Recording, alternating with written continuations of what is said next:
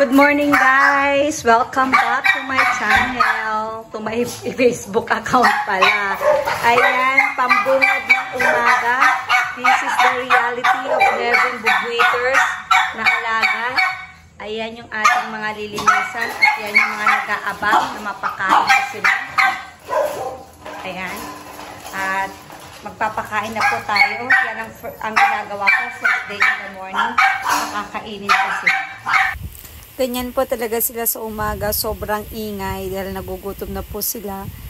At ayan, mag-start na tayo magpakain sa kanila. At pag umaga po, ang pinapakain ko po sa kanila ay dog food at may kasamang table food. Pero hindi naman po masyadong marami po yung table food. Yung may konting panglasa lang po ng kaunti para sa kanila para hindi po sila manawa sa dog food. After ko sila mabigyan ng pagkain, ayan, nire-refill ko naman ang kanilang mga water container dahil mamaya mag-iingay naman po sila para sa kanilang water. At mamaya naman ay lilinisin ko naman ang kanilang mga poop at imamap ang kanilang mga wiwi para may mabawasan naman po yung panghi dito sa lanay area. At after nyan, ay sa baba naman po tayo magpapakain dahil yung iba pa nating mga alaga ay nasa baba.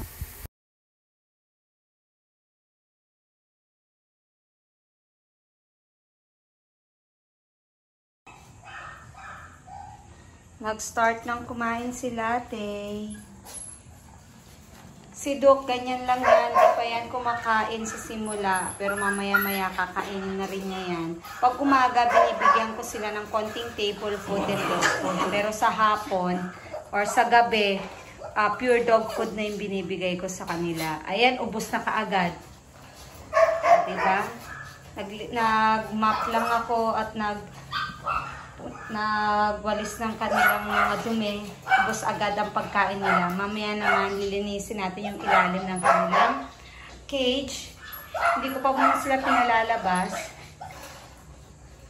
dahil kumakain pa sila para maiwasan ng pag-aaway. At mamaya dun sa baba naman ako magpapakain. Ito naman yung baba natin. Ayan na, mga excited kumain. Dito sila, yung tatlo. At si Bruno. At start tayong pakainin sila dahil gutom na. Bago ko pala sila bigyan ng pagkain, ay nililinis ko muna yung area ni Splatter. Kasi kung andun yung mga kanyang mga poop, naapakan niya ito dahil excited siyang mabigyan ng pagkain. Kaya yun muna ang ating nililinis. Isa lang po ang food na binibigay ko para sa kanilang lahat. Hati-hati na po sila sa na-prepare kong food. At ganun din po si Bruno. Ganun din po yung kinakain niya. Katulad din po ng mga pinapakain ko dito sa mga bugwiters na ito. So, pagkatapos nilang kumain, after few minutes, lilinisin ko naman yung kanilang mga cage. Kaya po sila nakakulong para maiwasan ho yung pag-aaway-away. Pero pinalalabas ko rin ho sila. Kaya, well, don't worry. At nakakagala naman po sila dito sa bahay. Tapos na tayong nag-coffee. At tapos na rin kumain yung ibang bugwiters. Si Duke hindi pa kumain. Ikaw mo lang lagay yung food mo, Duke. At mag-start na tayo maglinis ng kanilang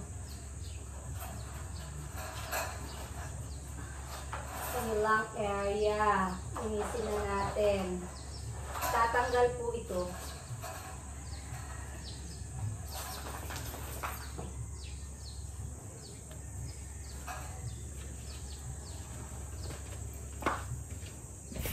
Everyday ko po yung ginagawa.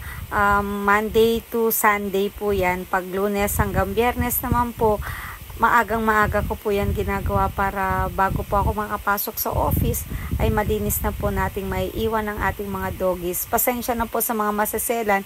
Pinapakita ko lang po yung reality po ng pagkakaroon ng mga alagang aso na kailangan natin po silang tiyagaan at linisin talaga natin ang kanilang mga cage para po hindi naman po tayo mareklamo ng kapitbahay at pampanatili pong malinis ang kanilang mga lugar at hindi po ito pamugaran ng kung ano-ano at magdudulot po ng sakit. Ayan, pagkatapos ko pong linisin ang kanilang mga cage, ito naman po tayo, dinidisinfect po natin ang ating lanay area. Minamap ko po ang buong floor niyan. May ano na po yan, may nilagay na po akong pang disinfect para po mawala po yung panghe at amoy po ng poop dyan po sa kanilang lugar. Dahil mahirap na po na tayo ay mareklamo ng ating kapitbahay. Ang nangyari sa'yo? Si Dokti pa rin kumakain. Yung 3 breeders ayan, nag-aaway-aaway. Papakit si Kaki. Very distinct talaga yung colors nilang 3 no? That's Kaki. This is Cory. At yung may poknat, that is Ozzy, the blacky one. Ayan, malinis na yung kanilang area. Lagi natin yung nililinis dahil baka magreklamo ang ating kapitbahay. Kaya hindi nangangamoy aso rito kahit marami sila. Dahil lagi tayong nagdi-disinfect everyday. At pag weekdays, twice a day tayo nagdi-disinfect sa kanila. Morning and evening. At tapos na tayo naglinis dito sa taas at maglilinis naman tayo sa baba. That's it, Pansit guys. Hope you like my video. Please like and subscribe and follow my Facebook page. Thank you for watching. Bye-bye.